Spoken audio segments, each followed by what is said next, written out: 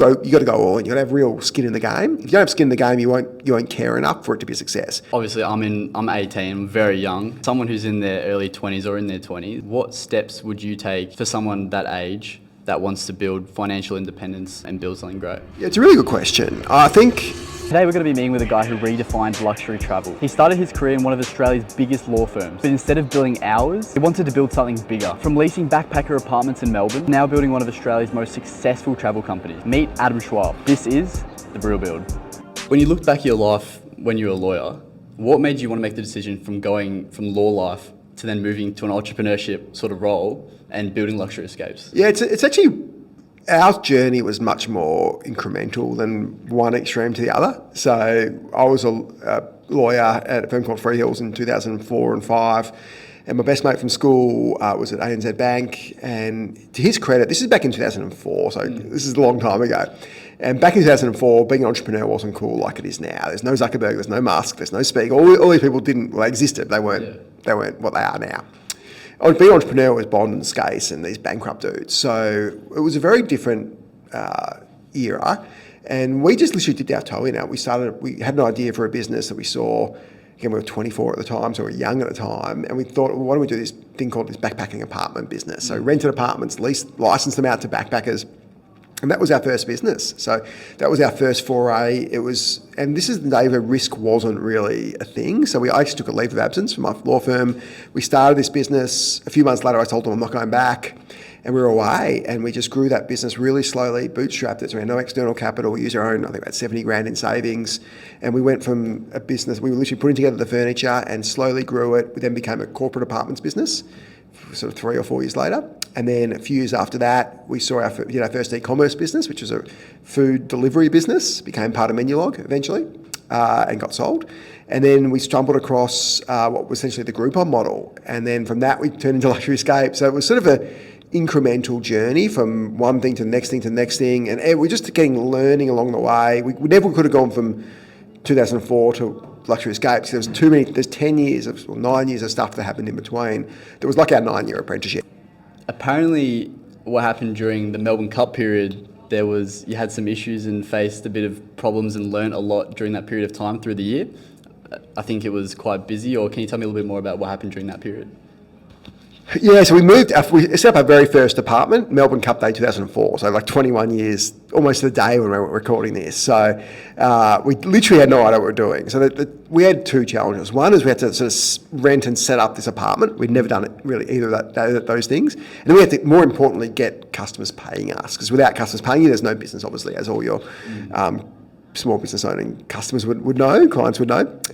So that was just a learning experience for us. So we had to learn how to sell, we had to learn how to market, how to advertise, how to pay the bills, how to furnish the apartment, how to speak to customers, how to solve problems. And essentially business is just a never-ending series of problem solving, and you've got to solve as quickly as you can, solve with the interest of the customer at forefront of your mind, but obviously you've got to make sure the business works. You can't just be so customer focused that the business loses money and you go out of business. So there's always a balance between different stakeholders, so staff, team, customers and shareholders. And so that three-legged stool and that 10-year apprenticeship taught us just how do we deal with customers, how do we slowly start a business, how do we learn incrementally, how do we bootstrap a business, so as in how do we start a business with no external capital or debt. And that's a lesson that you can't get taught at school. We have to sort of learn it for ourselves. And we're still learning. I think Reid Hoffman talks about being infinite learners, and we're absolutely infinite learners. Every day we're making mistakes. We're trying not to make it a second time. And it's been a 21-year journey, exactly a 21-year journey for us. And we're making as many mistakes today as we did 21 years ago. It's just there's probably more people to fix up those mistakes now, but we're learning, and it's been a pretty wild ride. But I think back to sort of 20 years ago, 18 years ago, 15 years ago, and we just know anything. But that's every person starting a business. So you've just got to find your way through, and hopefully the mistakes you make aren't catastrophic to the business. And it's pretty rare you can kill a business with one mistake. Usually it's like a plane crash. Like 8 things have to go wrong at the same time for a plane to crash. A bit like that with a business. You've got to get lots and lots of stuff wrong, and you've got a chance to course correct always. So we've always taken the approach that try and be as humble as you can, and really understand that you don't know much, but once you get something right and once you learn something, once you work out how to market, once you work out how to treat customers, then you really lean into that advantage and push it hard and try and build scale. Obviously with hotels, you do major discounts and work alongside hotels. How did you eventually build that trust with hotels to get clients in and bring them in, work alongside them? Yeah, so we actually had to build trust on both sides of the marketplace. So we had to build trust with hotels, absolutely, and with customers. So one of the things we heard, so we've been in Luxury Escapes. Luxury Escapes itself is an 11-year-old brand, but the business is more like, 12-year-old brand. The business is more like 15 years old because we had a predecessor brand. And for both of them, the biggest sort of thing we heard for the first 10 years is, this sounds too good to be true. Like, how are you so much cheaper than everyone else? So there was a massive trust hurdle to hit with customers. That was a really big one. At the same time, you're right, we had to build trust with hotels. And part of the reason we created the Luxury Escapes brand name was to help with that hotel engagement. So if you think we used to be called deals.com, and we still have that brand, deals.com.au, it was a great, memorable brand, but it's not the kind of brand that a five-star hotel necessarily resonates with. So the reason we built Luxury Escapes is we needed a brand that was clean and pure, and Luxury Escapes sounds like what it is. We sell the world's best holidays and work with the world's best hotels. We needed a brand that matched that, which we got with Luxury Escapes. So we bought the brand, we bought the website, obviously trademarked it and all that stuff, and that's sort of how the brand came about. But a lot of what we do is making sure that hotels feel comfortable working with us. So we know we make hotels and hotel owners lots and lots of money. The way we structure our campaigns, yes, they're notionally discounted to customers, which is what customers love it, but we're also building solutions for hotels, and we're merging the both. So a hotel might say, I've got a spa that's not that full, and we'll include spa packages, spa massages or facials or whatever in the package. So the customer's really happy, and the hotel's really happy because they had an empty spa and now they're getting monetizing that asset. So we'll work with our partners just to make sure that we can make them lots and lots of money, but at the same time providing great value to our customers. When you were building up Luxury Escapes, what was one of the biggest setbacks that you had, that someone who's just wanting to start out, what would be one piece of advice you'd give to someone who wants to start up something in the niche of hotels? I think being specific to us, I've got a few rules in business that I think are more generally applicable than someone like a travel business. And I think the first one is, don't force an idea. So back in my day, back in our day, being an entrepreneur wasn't cool. But now it's cool. Everyone wants to do it. So people are sort of quitting their jobs or whatnot, and I think that's great. I'd love to see lots more entrepreneurs and people in Australia creating lots of value.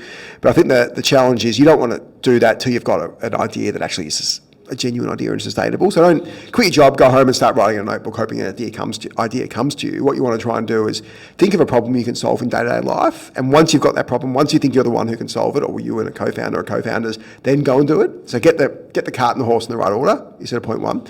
Point two is, when you have that great idea, don't sort of half-ass it. I'm not a big fan in side hustles. Like, a small side hustle's fine till a point, but once you've got that idea, forget the side hustle. You got to go all in. You got to have real skin in the game. If you don't have skin in the game, you won't care enough for it to be a success.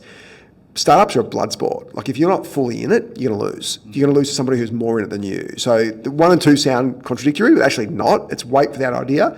Once that idea comes, go really hard. Third rule, again, this is a general business rule, is we've got 600 plus team members in the business, but if someone's not working, so whether it's your fault, their fault, whoever, it's not a great fit for the business, don't keep them for 6 months or 12 months thinking you're helping them out, doing them a favour. Yeah, don't fire someone on Christmas Eve, but in generally speaking, the quicker you move someone on who's not right, the better for them, the better for you. Chances are they're probably having a terrible time, they're probably hating life, and obviously it's not good for their co-workers, your employees who don't want to be carrying someone who's not contributing, and obviously it's not great for the business. So I don't think there's ever been an instance where somebody's left the business, as in not they've left because we've asked them to, where both you and that person haven't been relieved in 6 or 12 months' time. So it sounds like it's hard, it's like ending a bad relationship, but ultimately there's no benefit in staying in a bad relationship with a partner, a girlfriend or boyfriend or husband or wife or whatever it is.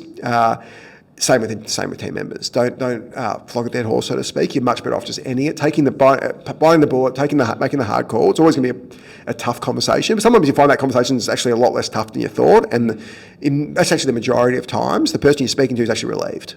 Not 100% of the time, because there is some times where the person's genuinely disappointed, but in the majority of cases, the person is relieved, and they probably wanted to quit themselves, probably didn't want to do it, or thought it'd be lots of reasons why people wouldn't.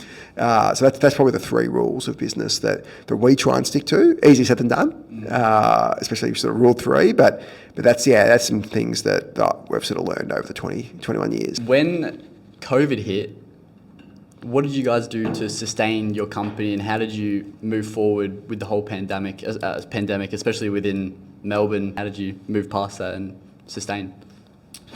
Yeah, it's interesting. So COVID obviously was not great for travel, given we effectively, most of our business, not all of it, we do a lot of Australia to Australia, which was really one of our saviours, but a lot of our business was Australia offshore, Bali, Thailand, Maldives, Vietnam, Fiji, wherever. So that business obviously stopped because you couldn't leave the country. We did have a nice Australia to Australia business. That's about half our business. So we were able to we lost a lot of revenue, we were losing money, but we were able to sort of be okay because of that and because of some overseas source markets we have.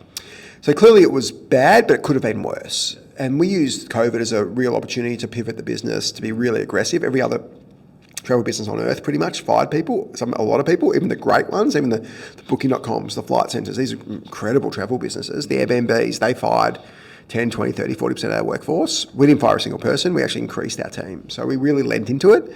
It was risky because we had obviously cash runway, but we knew COVID would end at some point.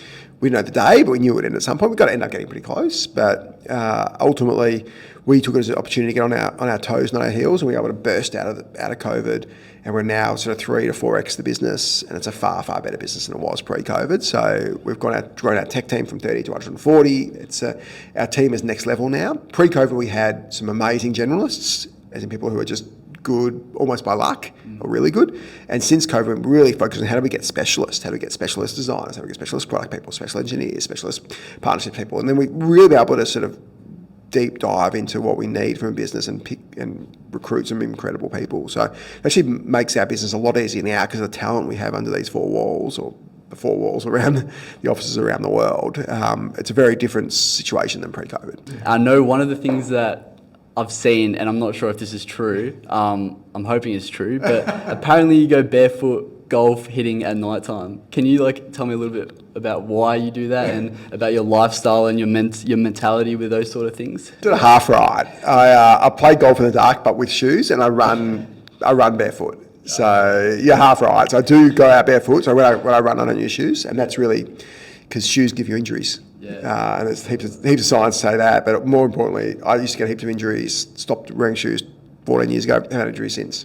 Other than a broken leg, that was a skiing thing, not a running thing. So haven't injured myself running in 14 years, where I was injuring myself all the time. Yeah. That's the sort of background behind the barefoot running stuff. And the night golf stuff, well, I start at 5 or 5:30 a.m. or whatever it is, 6 a.m. in winter, just so I can get it done in 2 hours. So get 8 holes done pretty quick. That's with shoes. It would be very pleasant playing golf with no shoes. It's muddy and all that stuff. But you could, but it wouldn't be very pleasant. So I do the things pretty early in the morning, some without shoes, some with. But also because I've got kids at school, primary school age kids, and obviously fair workload here at Lux. So it's a good way to get everything done. And otherwise, you're playing golf from 8 till 12, it's half a day gone. So I'll do that once a month when I can. I've had a great course, but generally speaking, I try and go to a local course and up and done by 8 o'clock. How do you manage workflow with lifestyle, and you have a family, so how do you manage all that as a business owner? Yeah, I think it's a lot easier as the business gets bigger. So we've got 600 plus people now. A lot of people are amazing. That makes it easier. I think there's this myth that the business get harder as it gets bigger. You think the big company CEOs get paid all this money. Ultimately, as it gets bigger, it gets easier. There's no question. As we've got bigger, we've got this incredible team now. It's much easier for me because I've got all these great people around. Back in year one, when we had a handful of people, we were doing everything. I was doing customer support, I was doing content, I was doing finance, I was doing sales, you do everything. As you get bigger, we got a 140 person dev team, we've got a 200 person call center, we've got a 30, 40 person content business. So we've got all these great, and then people manage them. So all these amazing people doing the jobs I used to do or myself. So obviously you get a much higher quality of output when there's always people here. So it's been a journey. We were the first.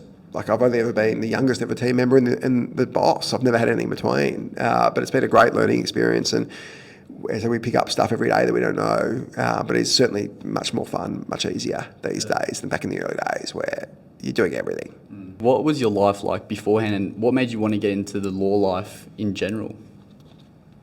I actually did law at uni, so I went straight to school to law at uni to work. There was no gaps. Now people take gap years and all that stuff. But back then, I did a few ski seasons in between uni, but we literally went from school to uni to job without missing a month.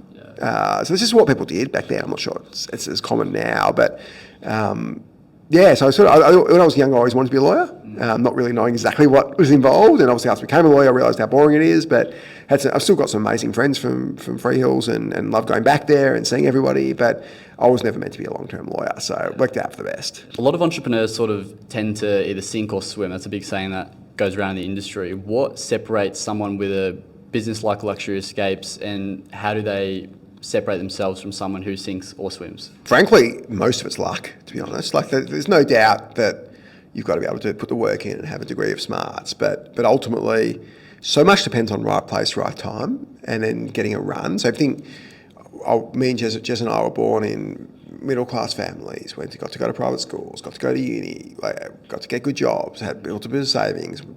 So we had this amazing rails run that you might not get living in Melbourne, all this stuff. So I think, and then when we started deals.com.au, that was the perfect time to start that. It was the sort of craze, and we started Luxury Escapes at the right time. So we've just been constantly lucky. And you got to make the most of your luck, but when you say, is it luck or skill and hard work, it's like, to me, it's 100% luck.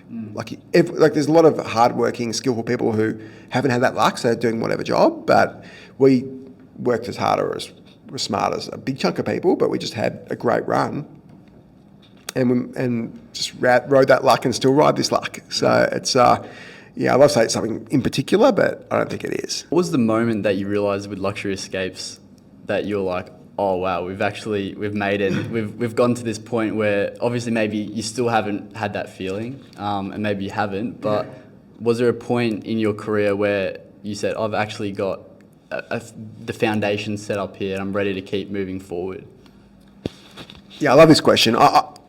Maybe very recently, but even then, I think as most founders, and you speak to a few, most founders are never satisfied. So we're never done. We're always but I think when you go out and say, I work at Luxury Escapes, and most people I speak to are taken aback and super, feels like they're impressed versus 5, 6, 7, 8 years ago, people sort of eyes glaze over and don't know what the hell you're talking about. So it's probably, it's incremental. Every year more and more people hear about us or use it or love it, and we've got rich listers to celebs to whoever who use us a lot. And ultimately, because we don't take much money out of the business, we don't consider ourselves particularly successful or rich or anything like that. We just some paper wealth maybe, and maybe that comes good one day, maybe it doesn't. But we want to build the best business we can that treats customers incredibly well, that makes lots of money for our hotels, that has an incredible team that's super loyal. And if all those things happen, we think we'll get a good financial result in the end. But that's the output, that's not the input. If you were starting everything all over again today, with where you are now, but with the same mindset, the same ambition, what would you do differently in 2025, especially with the new gen AI and everything sort of changing the world? What would you do differently? Yeah, it's so hard to compare because the tools are so different now with the Lovables of this world and all that sort of stuff. So, I'm not sure I'll do an e-commerce business ever again for a start. So, Luxury Escapes is virtual, it's a bit different. We had a bunch of just product businesses that I definitely wouldn't do that. I think it's a really hard question to answer in the counterfactual because obviously we're sort of happy doing what we're doing. But I think as long as you find something that you think you can think like the customer, if you solve a problem that relates to you in your day-to-day life, is always a great start. And obviously got to work super hard and hopefully luck comes your way. But it's really hard to prescribe. To someone who's in their early 20s or in their 20s, what steps would you take for someone that age that wants to build financial independence and build something great? Yeah, it's a really good question. I think, you can go down really two paths, or multiple paths. The two clear ones is you can start your own business, you can work for someone else. And both are great paths. Just because we've had a good run and a lot of luck building our business doesn't mean I think everybody should do that. I think there's a lot of people who aren't suited to building your own business. So I think you need to work out, what am I really suited for? Some people are really great to be working for someone. And you can build an amazing life, an amazing career, and do incredibly well by doing that. So I don't just because we chose this path, that's because we were really suited to be entrepreneurs. And we could have failed. That does not say that was guaranteed success, but our personalities are risk-seeking. We sort of work pretty hard, but we're well suited to owning our own thing. That's not for everyone. So there's are you good at it? Is the one. The other thing is just how you live your life. And Scott Galloway has a great podcast that talks about being wealthy is just simply spending less than you earn. And that you could be earning $1,000 a week and spending 800 and you're wealthy. You could be earning $1 million a week, spending 1.5 and you're poor. So I think it's really controlling your expenses is the main thing. And I saw some data on US high school kids who smoke, and it's dropped from 40% to like 1% now in the U, which is incredible. And doing things like smoking, drinking coffee, taking drugs, all this stuff is super expensive. So I'm not saying don't do any of that stuff. That's what people can do what they want. But if you want to create a life of, call it, where you're not worried about money or where you want to be financially successful, that's simply spending less than you earn. So whatever you're earning, when I was earning $5.90 an hour working at a cafe, as long as I was spending less, I was wealthy. And so I think it's really understanding, and this is obviously what banks and mortgage brokers do when you're buying a house. They look at your expenses as much as they look at your income. It's the net difference. So before you get to that point, how do you train yourself to simply spend as little as possible? And that will make you successful, financially successful, whether you're earning 50 grand a year or $1 million a year, whatever it is. And we've always tried to be, certainly in our business, Jeff Bezos holds this principle, used to hold this principle at Amazon, is frugality is important. We're not flying business class, we're using points if we are, we're not paying for business class, we're not, we haven't got the fanciest office in the city, we got nice offices not near the city, but we're paying half as much as you pay. So we're always looking, how do we get great value? And this is a bit luxury escapes for customers. How do we give great value but not spend that much? Because we want to make sure we minimise our expenses as much as possible. That's where when money gets getting wasted and frittered, whether that's in business or personal life, you don't get that back. So you protect your capital. It's really precious. And the less you can spend, the more freedom you'll get down the track. What Adam Schwab said has some real value to it, and genuinely I feel inspired by what he said, and I hope you guys do too. A lot of people who are starting a business or who want to start a business in this new generation with AI and all these new things coming out genuinely need to hear what he has to say. I hope you guys gain some real value from that. If you would like more of these interviews, please like, subscribe, and leave a comment on what you think about the video. I'll see you guys in the next one.